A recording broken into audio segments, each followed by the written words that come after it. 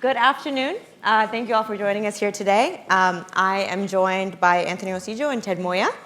As you can see, their titles are up there, but just a little bit about the both of them. Anthony has spent about 2 decades at the top of global finance, has worked at UBS, Deutsche Bank, before becoming an angel investor. Yes. He started off at Bbox as the CFO and is now the CEO. And we'll give you a second to talk a little bit about what Bbox is just after this. And then Ted is a lawyer. He's also the founder of Lex Navitas. He is an Oxford Martin Fellow, and he works at the intersection of energy law with finance and technology. Ted also joins us with academic credentials from 4 different continents, so we have some bright minds on stage with us today. Before I get us started with some of the questions, maybe Anthony, you can give us a little quick 10-second about Bbox, what it is, and who it serves. Okay. So good afternoon, everyone. It's a pleasure to be here. Bbox is what I call a next-generation utility. It is a company that actually wants to bring energy access to people, the underserved people of Africa. And we're looking at the global south, but really concentrating in Africa. We're in 10 countries in Africa. We have about, looking at the 10 seconds, we have about 2 million customers that we provided electricity to. But we don't just stop at electricity. We're also providing access to clean cooking, to e-mobility, and to education-based things like tablets and mobile phones. Amazing. So we have 2 contributors who address energy access from 2 different perspectives. Ted, I know your research, goes between West and East Africa. Anthony, I know Bbox serves across a myriad of energy systems across the continent. And so I'm curious for the 2 of you, if you can explain for a little bit of us, what does the energy reality look like in Africa today? And is that reality the same everywhere? Whoever wants to start. The energy reality in Africa, of course, people say Africa is not a country, which is a fact. But the energy reality in Africa is extraordinary. And I've worked, east, west, south, been to North Africa. And some of the things that happen in Africa is, one, the resources are differently endowed and distributed. So I generally work on the energy transition. And one of the most contentious things is just transition pathways. Because a country like Kenya has geothermal energy, has about 92, 93% of electricity being green. You have countries like Angola, Mozambique, Nigeria, that are heavily dependent on oil and gas. And that's just on the resources side. We also look at just energy access, and a place like DRC that literally has everything. I think when Muhammad Ali went to fight in the 60s, a taxi driver was asked, and he said, look, God was distributing resources, and when he got to DRC, he got tired and laid off everything. But DRC is the country with one of the least energy access. So the realities in Africa are as varied as the people are. Mm-hmm. And then, sorry, before you answer, Anthony, I know you touched on just transition. Not everyone is exposed to the energy world. Could you just give a quick synopsis about what that is? So the just transition is about moving from not just carbon-intensive energy systems to low and sustainable systems, but systems that are fairer. And I'll speak about that later. Amazing. Anthony? Thank you. I think energy across Africa, the energy access across Africa is a problem, right? I think the most difficult thing about it is that energy, we talk about energy access and people don't agree, but energy is central to everything we talk about and everything that we do. It's central to development. It's central. You can't have clean water without energy. You can't really have efficient schools without energy. You can't have healthcare without energy. You can't have good education without energy. So energy is key to development, and it's been left. Africa has been left behind. Africa has also left itself behind in terms of what energy needs to do. And when you look across Africa, especially sub-Saharan Africa, the rates of energy access are a disgrace. They're unacceptable for the new generation. They're unacceptable for us as people here. They're unacceptable for everyone. You were talking about DRC right now. DRC is probably one of the richest countries in the world in terms of natural resources. It has 120 million people. In 2026, DRC has 11% electrification. 11%, right? So think about that. Let it percolate a little bit, right? I was in the Pullman in Kinshasa the other day, right? It's a 5-star hotel. It's trying to do a Zoom call. the electricity in a five-star hotel went off 5 times in 2 hours. So the only way to conduct a Zoom call in 2026 in the capital of one of the richest countries in the world is to use your phone, right? And piggyback off that. So, and that's in the capital, not to talk about outside the capital. And it's across the entirety of Africa in terms of where do you look at, how do you develop schools? How do you develop engineers? How do you develop young people? You want to get people to sit in an auditorium like this and have education. How do you put on the lights? Right? So it's really an issue that needs to be addressed, and it really needs to be addressed now. It is a barrier to development for the continent, more so than anything else. Yeah. Thank you. Actually, you led perfectly into my next question. You already kind of touched on it anyways, because you made the pivot from finance to energy, and you talked a little bit about why energy, why now, why Africa. Feel free to add more to that if you would like. I'd also like to extend the question to Ted, because I know you have a history in law, specifically working within energy, but I'm really curious as to why the focus on energy itself and energy in the region and energy at this time. Energy is the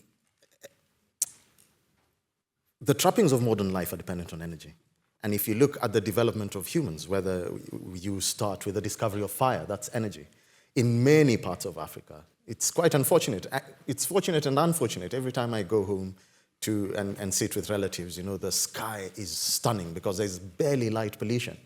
But to sit there sometimes and see people living exactly how the hominids we read about in history used to live, just the discovery of fire. So if you look from the discovery of fire to the agrarian revolution, every form of human progress has been powered by energy. Yeah. And because I speak of the transition, that change is extremely rapid. So energy is the core of human development. That's one. Two, Africa is one of the largest continents, has one of the highest youth populations, and I'll pause there for a moment because I can see quite a few young faces. It's a thing we pride ourselves in. We have a young population. But if nothing is done now, in the next 30 to 40 years, Africa will have one of the largest aging populations in the world. And without development, how are we going to take care of that aging population? So that's just something to think about. This is our moment. So this is the moment for Africa to develop. This is the time for that to happen. But also, the resources are there. It is, as you said, it is a disgrace. It is absolutely unconscionable that one of the wealthiest continents on the planet lags as far behind as it does. We are sat here enjoying all these lights. I mean, there's so much light. If you're sat here, it's incredible. And some of this could be provided by EDF. EDF runs on nuclear power. France does not have an ounce of uranium. Do you know the price of uranium? They get their uranium largely from Kazakhstan, Niger, and Namibia. The price of uranium in Niger had not increased by a single cent between 1975 and 2013. Crazy. Niger had only 2 power plants at that time, one in the capital and one powering a French mine. Now, I'm not here to batter the French. I'm just saying, look, it's Africa's time because some of these statistics really should just stop. Absolutely. And I'm going to, 2 things. One, now I know I'm back here in Oxford, so I hadn't heard the word hominid for a while. So I've got to bring my A game here. I think I'll try very much today to stay away from anything overly political. The issue that we have when we look at what we need to do in terms of energy access, and you touched on my background, right? So I spent the first 28 years of my career as an investment banker. I used to run Deutsche Bank in Switzerland and a few other things. And it was great. I loved the money, I loved the life, I loved being an investment banker, which may rhyme with something else, but I loved that whole approach. Take your time, it'll percolate, right? Just don't laugh about it when you get on your way home, right? But you then realize that, okay, you've done all this, you've earned all this money, what else are you going to do?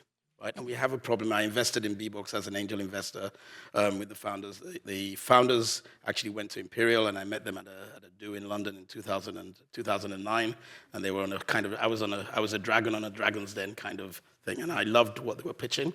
And I felt ashamed because they were looking at doing stuff in Africa, and I wasn't looking at Africa at all. I was looking at Benjamin Franklin on a dollar sign, right, on a dollar note.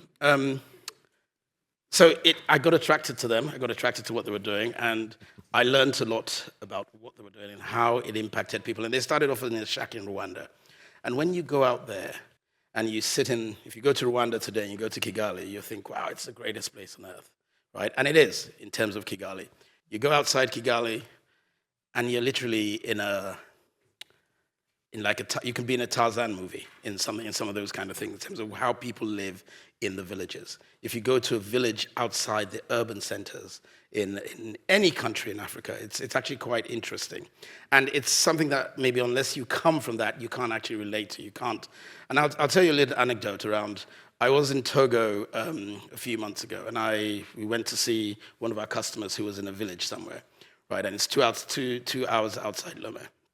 And I'm just saying this just to point out the difference in thinking from our side here. And when we got there, I asked to go to the toilet, right? And the guy looked at me strangely and embarrassed, like a guest wants to go to the toilet in the village. And the guy then came back after about 5 minutes of dialogue, came back with what I now know is a hoe. I didn't know it was a hoe. It's this thing you dig. I didn't know it is. It looked like a shovel that was turned around the other way, right? So he came with, and a bowl of water, right? So, and I was looking at him like, what am I going to do with this? And he pointed somewhere in the back and said, right? And I was like, no, but I don't want to do that. I just want to do a number one, right? Sorry, not a number two, right? And he basically, they then looked at me like I was from planet Mars, because nobody asked to do that as a guy in the village. You point and shoot, right? So nobody ever asked for that. But it just showed me, right? I use that as an anecdote, but it just showed me the gap between our communication around when we talk about energy access. So coming back to your question on, and it's a bit of a long-winded answer, but coming back to your question on energy access, Africa is not a country. The needs of each country are different. The smaller countries are different to the larger countries, right? Even in some, if you take a country like Nigeria, Nigeria is a continent in itself, right? So talking about Nigeria as if it's a country shows you don't know what you're talking about, right? It's divided everywhere. It's got 36 states. It's totally different. And it's next door to Benin and to Togo, which are like states, because Togo's 8 million people. Lagos State is 22 million people. So it's knowing what those markets need, knowing how to get around the policy issues, knowing what you need to navigate. And the topic we're discussing today is how to do it profitably. Yeah. So it's how to do that without losing your shirt. Yeah. And that's a conundrum. That's a big problem. Well, I think you actually touched on it pretty well of what do those markets need. And what's interesting is, you both bring two different perspectives as to how you're tackling, the energy access issue. And so, I'm curious, I know, Ted, you've spoken through your research about how law is such an integral part, especially international energy law. And currently it's fragmented, and it is required to be unified in order for us to really see a just transition happen in its full fruition. However, BBOX has essentially, been able to reach 660,000 households within that gap. And so I'm curious for the both of you, what do you believe has actually, driven progress in energy access? Is it when markets choose to step in, or when institutions step up? It's a combination of factors, and now that salvos are being fired from this side, I'm sat next to an angel and a dragon. But and also it's really important now that you are rhyming, to just see how important energy is, because it determines how you eat and the other thing that rhymes with it. But back to the question, I just how I see energy access in Africa and the place of policy, and I've forgotten the question. I'm trying to. So if you could just, what has driven progress? Oh, what has driven progress? Yeah. Several things. Yeah. The first thing is Africa has opened up, and the worst thing before maybe 20 years ago was the word risk. Everything about Africa was risky. The capital was risky. People that from an outside gaze, Africa just seemed like a place where profit would never happen. Yeah. And then we've seen a couple of things. Number one was telecommunications. And then number two, apart from energy, we saw the mobile phone market. And there was financial inclusion. People are always talking about inclusion. It's almost like energy access. People in Africa need financial participation. I'm hoping that's not me breathing heavily. So there have been examples of how to scale both from top down and from bottom up. So it's several things. Number one is we've had examples from other sectors. Number two, those other sectors have needed energy. Yeah. So if you have a mobile phone, you suddenly need to charge it. And that's when you saw an influx of a solar panel, a charging point, and a light bulb. And then we have health outcomes that became just unconscionable. Everyone was talking about 1.2 billion people having no access to electricity and the mortality and morbidity rates. So suddenly it was about clean cooking, and a lot of money has gone into clean cooking. So it's a confluence of factors that have led us here. But the most, if I could put it in one word, it's collaboration at different scales. It's not just the public sector, because we looked at energy as the thing that is delivered centrally. Like a government comes, puts up a generation plant, a transmission plant, and then distributes that energy. Right now, that's not the case anymore. Anthony, would you agree, or? No, unfortunately, I don't want to sound like the Grinch. It's not Christmas. But one of the things you touched on is the fact that Africa has one of the fastest growing populations. By the population of Africa, depending on who's counting right now, is meant to be about 1.5 billion. It's meant to be 2.5 billion by 2050, which is not that far away. It's 20-something years away. So it's going to almost double in 23 years, 24 years. That's crazy when you think about it. Now, when you look at it in terms of the rate of growth or rate of adoption of energy, right? It's not matching the pace of growth of population. Yeah. So a few years ago, when I got back into this industry 5 years ago, the number of Africans that didn't have access to energy was 600 million. 2026, yes, we've electrified quite a few people, but the number of people that still don't have access to energy is north of 600 million. Yeah. So yes, we can slap ourselves on the back and say we've done a great job. That job is too slow. Right? The Gen Zs, the Gen As, Gen Alphas, or whatever the next one is going to be called, they don't have the patience to wait.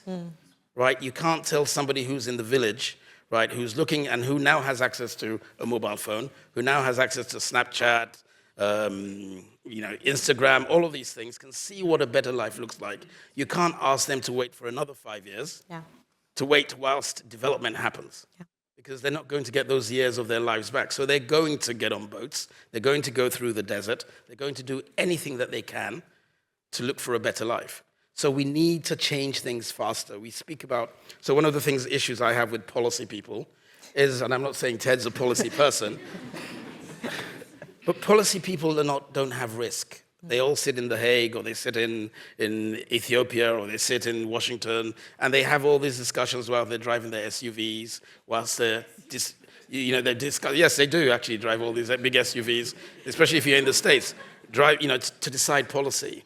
It takes 3-4 years to do all of these things, right? We're still discussing in Africa the Africa Free Trade Agreement. We've been discussing it for, God, as long as I know. Right, so we need to look at how we accelerate some of these decisions, because the youth are impatient. Yeah. The youth won't wait. One of the things that we're seeing a lot of now, right, if you're in touch with, what's happening, you look at Kenya, you look at Nigeria, you're having youth uprising increasing. It's so easy to do a social media call to get people on the streets. And we will see more of that. If you look in South Africa right now, the gap between the rich and the poor is increasing. Unless we do things quicker, unless we have, people who understand the urgency of the situation, the problem is going to increase. I am on the ground. I am in Africa, sort of like, my wife tells me I'm there over 200 days in a year, right? We're not solving the problem fast enough. So we need, yes, some of the things have worked, some of the stuff from the development organizations have worked, but we need the governments of African countries as well to focus on their countries, to stop sending money to Switzerland, to actually deal with their own issues, to stop looking for aid, to stop looking for handouts all the time. There is enough money, enough riches. I can tell you, I was head of Deutsche Bank in Switzerland. I lived there for 8 years, right? Switzerland produces chocolate, and it's the richest country in the world. Think about where all that richness comes from, all that money comes from. All of us, we take all this money, it's taken and put there, and it's not utilized in those countries. We need the pension funds, we need the pools of capital in Africa to believe in Africa and invest themselves without just looking for foreign direct investment. So, I love your response. Yes, you have some time? Okay. I think you do something interesting. You highlight, there might be a trade-off between speed and institutional direction. Ted, I'm curious, if you have anything to say back to some of the comments that Anthony gave. I'm sure, yes, you can go ahead. I'll let you answer yourself. Well, in the spirit of agreement, there are some wonderful truths that have been said here. But I think, and it's painful to say this as an African, righteous indignation will change nothing. yes. I mean, we can shout it's unfair, we can say the Gen Zs will rise, and it's unfair to foist on them the responsibility of changing systems that have been there for a very long time. Yeah. I think beyond the fact that these things are unacceptable and saying it, we need to do certain things. And I am a policy person. And a few other things. I have tried, to do a few energy projects in Africa. I've worked in fintech. I advise a few people who are doing things on the ground. And I'm in Africa not 200 days, slightly less. But we need to see the different roles we play. Somebody who's an innovator is supposed to chart new ground. The law and policy and regulatory and governance systems are designed to be conservative. Yeah. I don't have a problem with them being conservative. I have a problem with them being a barrier. And so the rules usually are supposed to sort of ensure that you don't have rogue systems. And the price of poverty is expensive. If you look at people who are buying kerosene or charcoal, they spend multiple times more than people are paying for electricity in London. So the unintended consequences are terrible. So policy is necessary, but the pace is definitely slower. I'm not too fast about the slow pace. I just have a problem when there's a regulatory vacuum or there's a regulatory barrier to things happening. And I could give examples, but we need to turn this righteous indignation into some form of action. The problem isn't merely external.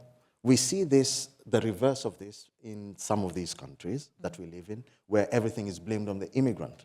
Sometimes we also need to be careful, and this may be controversial, not to blame all our problems on external factors. The mobility in Africa is terrible.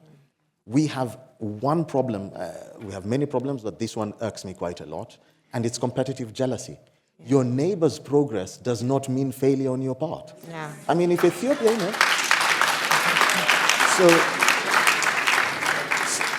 So this is a thing we need to encourage, to see that Africa develops. So we have internal problems and we need to break down those walls. Yeah. Thank you both for those honest answers. I know the audience appreciates it as well as I do. I want to leave some time for Q&A, but I have, one last question for you all. You weren't here, but we had a keynote from Kumi Naidoo speaking about the fossil fuel treaty.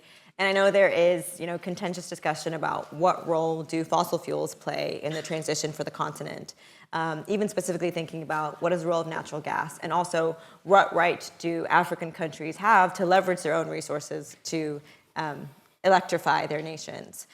So we have a few great examples on the continent, Ethiopia, Kenya, Mozambique, Namibia, that are really leading the charge on having clean energy for their countries. I think Mozambique is almost at 100% at this point. But there is this question about what happens to fossil fuels. Is there a step in between before we transition over to clean energy? Is it necessary, or is it just a step that needs to be taken? I'm curious. I think one of the things that we like to talk about nowadays is leapfrogging. Yes. You can't leapfrog everything, right? Just because you have, it's still just because you have 9 women, you can't have a baby in 1 month, right? You still need, it just there's certain things that. Sorry. Brilliant. Right? You get it right. All right. Okay. Let's hone it back in, everybody. Yes, that's all about. Okay. Sorry. I'll use that one again. I didn't know it was going to be that funny.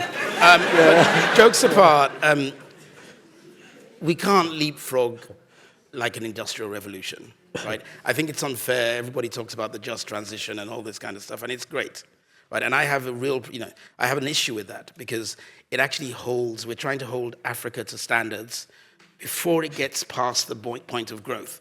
So you're trying to treat, in effect, a 5-year-old, but like an 18-year-old. No, let's go through our growing pains first. So what I say to the West on this is, let's get Trump to believe in just transition first. Let's look at the stuff with the guys who are polluting the world at the most. Africa creates 4% of global emissions. So we're not even a rounding error. If you do your 90%, 95% confidence ranges, we're not even in that. So leave Africa alone from this. The only thing Africa should look at on these kind of things is how it can help get to net zero in terms of being paid for carbon offsetting.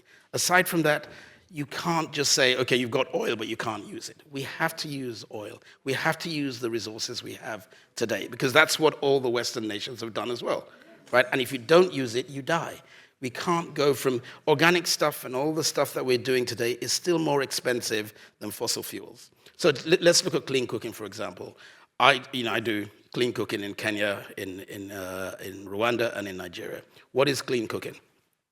Clean cooking is transitioning from using charcoal, which is horrible in terms of what charcoal does, to LPG. LPG is still a gas. We call it a transition fuel because you can't go from that to nothing in a different way. LPG has safety, brings safety, apart from the fact that it can explode, but it doesn't kill you in terms of the inhalation, right? Because everything has a danger, right? So we've got to go through, and people say, oh, but LPG isn't clean, isn't this, that. It is a transition fuel. We have to go from one stage to the other on a step-by-step basis. Everyone brings the examples of, we talked about this before, where they say, oh, but Africa didn't have landlines, right? We went from having nothing to having mobile phones. That's because you had satellites in the air, right? So we didn't really just leapfrog everything. There was a whole technological change that happened. But you can't get away from the basics. So we still need to do the things, and Africa needs to be allowed to do the things that it has, using the resources that it has to develop. So oil is good. And going back to the other point, people talk about greenwashing as an issue, right? If an oil company has polluted the Niger Delta and they want to use some of the profits that they've made from that to build schools and hospitals, why not? Why not? Why do we get caught in this moral or ethical bind of, oh, but it's dirty money? Yeah. It's money. Would you rather have people die instead or rather not have hospitals? They're going to have the profits anyway.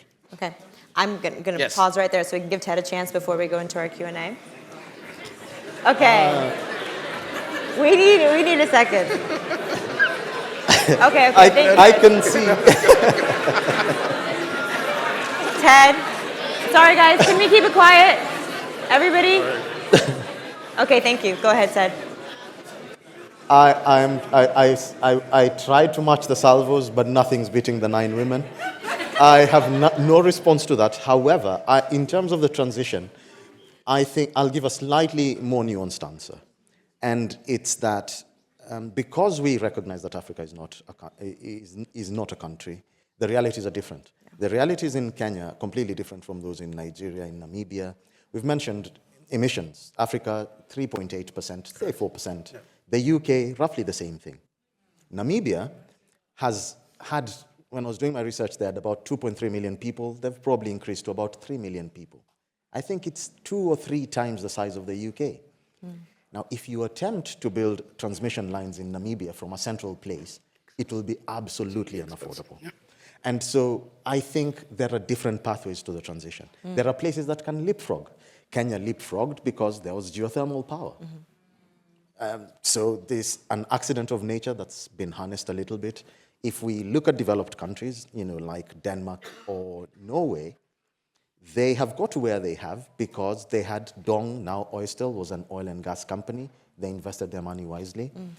I just think that we should do things in the most sustainable and just way. If we can pollute less, let us take that pathway. And transitions will happen anyway, so I prefer to take the most ambitious path.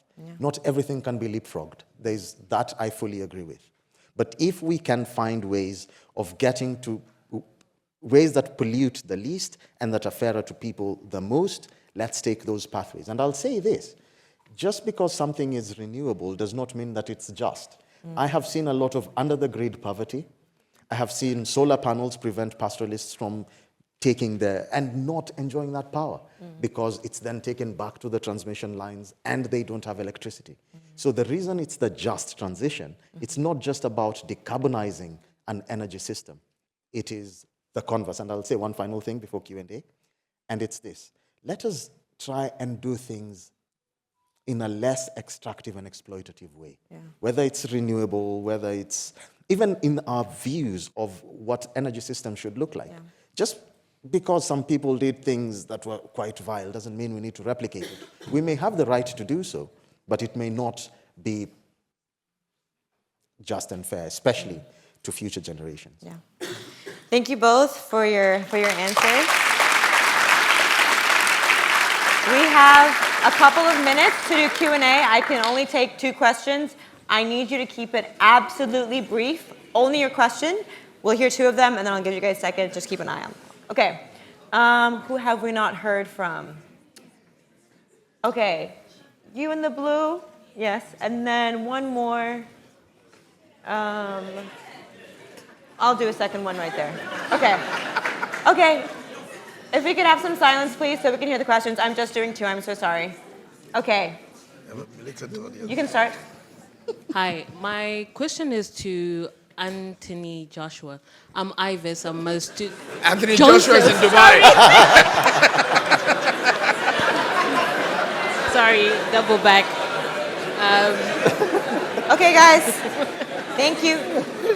Go ahead with your question. Sorry about that. I'm Ivis from the University of Edinburgh. And my question was back on the greenwashing issue. You you said something like, yes, the big oil giant has had an oil spill and they decide to build a school or whatever impact they then want to do after that. Why are we refusing? But what about the people who are still sick from that oil spill? Are we going to first hold them accountable? To what extent? And then when we then accept, we can't just be people who just accept because we also need a school or we also need water access. What else are we doing? What else are we saying? If our own leaders do not say anything about it, then where are we going? Okay, just wait. Perfect, thank you for your question. And then I want to hear our second question quick, and then I'll give you guys a chance to answer both. Hello. Let's keep it brief, please. Yeah. Okay. My name is Imim. I'm studying a master's in energy systems here at Oxford. And I want to ask a question that borders around energy access. So most energy access metrics for success are based on number of connections. Productive use of energy has tried to shift the narrative a bit. But I want to ask, do you think that our metrics still focus too much on connections and infrastructure rather than the long-term development outcomes that energy enables? And if so, how should we rethink energy access metrics? The question is for both of you. Thank you. Okay. You guys remember both of me? Yep. Perfect. So I'll take the first question. I didn't say that was in exception. I didn't say that was in isolation, right? I'm saying in addition to reparations that they have to do for any of the stuff that they've done, right? But let's not throw the baby out with the bathwater. They still need to make reparations, but they can also put some of those profits to doing good things to freshen up their image, right? And in answer to your question, and then I'll pass. Actually, I think this is has been one of the banes of what I would call energy access V1. Everybody was looking at the growth, and it actually ties very well into the topic that we're talking about today. We need to look at profitability more. The reason why so many companies have gone in the boom and bust cycle is because everybody was just measuring connections. Nobody was measuring whether those connections were sustainable. And what we need to look at as private sector especially is we need to look at how do we make that profitable and build the infrastructure overall, because that's what then brings in the scale. If you can make it profitable, you can't do it all by charity. If you can make it profitable, then you will have the scale, and then you will have the acceleration, the exponential growth. Well, Anthony will look at the pay, I'll look at the purpose. He'll cover the basics of the money, and I'll look at why do we want energy access. Because the metrics are just looking at connections. But what's the point of having one mobile phone charging port and a light bulb? So what is energy access? One of the things that we need to do, and this is a policy recommendation and a legal recommendation, is we need to have minimum access, a minimum standard. When we say energy access, do we mean one light bulb? So, and I'm not talking about necessarily kilowatt hours, but what does that energy do? We need to see it in healthcare, in water, and then we can start speaking about what energy access actually means. So we need to change the metrics from 200 households have been connected to X number of people have access to energy, water. They can use that for productive uses. I'll stop there because I can see. We are at time, but I want to thank our two panelists. If you guys give a bit of applause, thank you so much.